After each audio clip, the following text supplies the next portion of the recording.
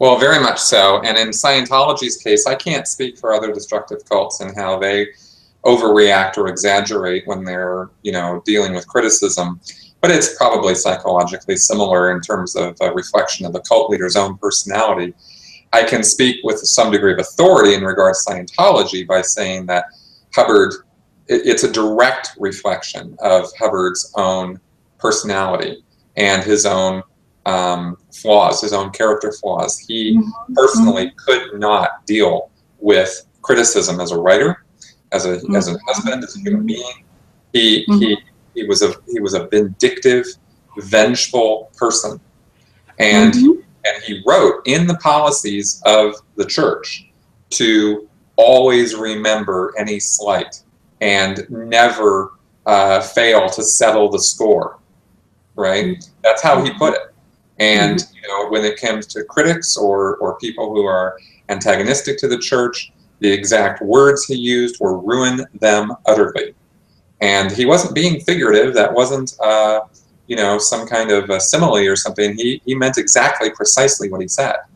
Yeah. And he recommended from the 1950s, as early as 1955, that these were the tactics that the church was supposed to enact in order to deal with criticism or critics. Right. And so it's literally written into the DNA of Scientology to be this way. The individual Scientologists have no choice in the matter.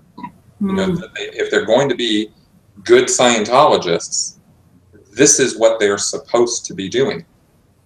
And so they find people of low repute, like these private investigators, who will do anything for money, or lawyers who will represent the church. These are people who I have nothing but contempt for because they have no moral compass.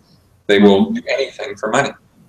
And that's, I don't agree with that principle, And they might use lofty language like, well, everybody deserves a good defense or whatever.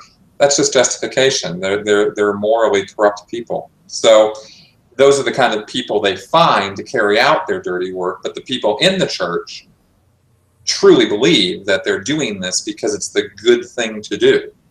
Because Hubbard said to do it, and nothing Hubbard said can be wrong. And they don't ever connect the dots that Hubbard was a vindictive, vengeful, awful human being. Yeah. They don't think of him that way, so they don't ever connect those dots. Just a commentary on Scientology. But I think it's very important of the group. I think you have to experience that. Right, and I'm glad that that you're able to formulate it that way. I think it's so powerful to learn about the fair game policy. It's so important to understand also that it is all in a way for L. Ron Hubbard to quiet any kind of critics, to intimidate people from questioning him again because his ego can't take it or couldn't take it.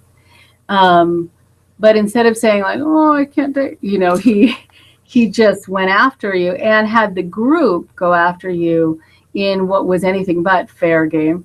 There's nothing fair about it. But here's also the interesting use of language, to go back to, when we talked at a previous time about language. Yeah. When you are seen as really that you have done something that warrants an attack on you, you are seen as someone who has attacked Scientology. But you've not done it. You've either told someone that they can come and see you and that's okay if they want to talk about their experiences. You've given them a chance to have kind of a healing moment, or you're talking about your own experiences there that are bad. You have the right to do that. You have the freedom to do that, and that's your experience. I can talk about that, what some of my clients have shared with me that they want people to know about. And not that I could ever let you know their names, but they've signed off on saying, I want the world to know. So can you please let people know? This is what happens when you're involved in this group. And so instead of you being seen as someone who's the victim, you're the perpetrator, you're the attacker, you're the one who is attacking the group. But no, you're not on the offense. You're on the defense. They're on the offense. They're really attacking you. Precisely. And they're even, and it does become a matter of language, because they couch the terms as church attackers. Mm-hmm. You know, quarrels. You know, they come up with these names to demean and debase people who really are at their wits' end as to what else to do. I remember one time speaking at a conference years ago. It was actually at a CAN conference before it was taken over by Scientology. And CAN started, it was like a mom and pop organization with parents who were concerned about their kids who had gotten involved in cults, and it started around a kitchen table. You know, it was hardly this nefarious group that that Scientology made it out to be. But I remember walking in with some people who I knew had just left a cult and were really very fragile, but they wanted to talk about their experience if they could, and if not, just get support for being there. And they walked in, and there were a number of Scientologists who got into all of our faces and yelling at us, "What crimes have you committed? What crimes are you guilty of?" And that was... They came to a meeting and did this. Yeah, oh yeah, and they used to stand outside the hotels, even in the hallways at these CAN conferences. And then when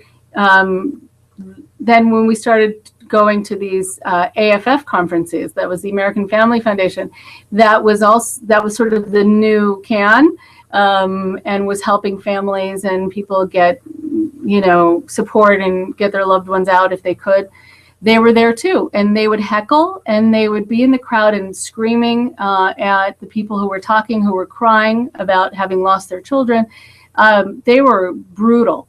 And police were called, but they would bring, I remember this now, wow, it's all coming back to me. They would bring video cameras and regular cameras and start taking pictures of you, and not explain why they were taking pictures of you, but just to intimidate you. And now we're going to post your picture.